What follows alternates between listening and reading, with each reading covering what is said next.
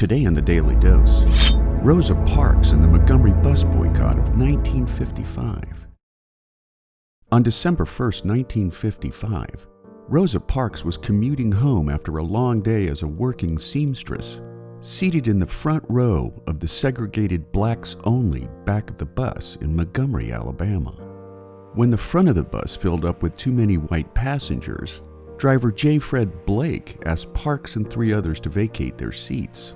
And while the other riders complied, Parks had reached a tipping point in the segregated South.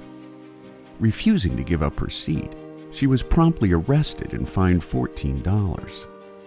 Her arrest would trigger a second tipping point when black civil rights leaders and black bus riders alike kicked off a bus boycott, demanding equal rights as American citizens.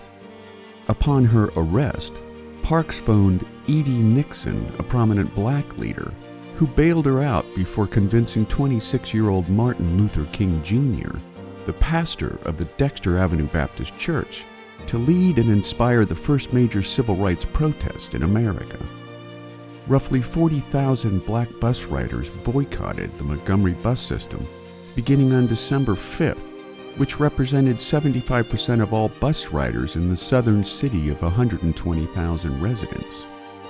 Initially, the protesters' demands did not include changing the segregation laws, but rather, the group demanded courtesy, the hiring of black drivers, and a first-come, first-seated policy, with whites entering and filling the seats at the front of the bus, while blacks entered and sat in the rear.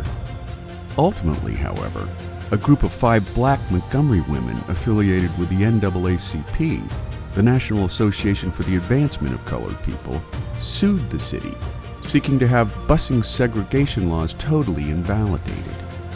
As a result of Montgomery's bus boycott, on June 5, 1956, a Montgomery federal court ruled that any law requiring racially segregated seating violated the 14th Amendment to the U.S. Constitution, which was adopted after the Civil War and guaranteed all Americans, regardless of race, equal rights and equal protection under state and federal laws. The city of Montgomery appealed the case to the U.S. Supreme Court, which upheld the lower court's decision on December 20, 1956. The boycott ended the following day, 381 days after it began. And there you have it.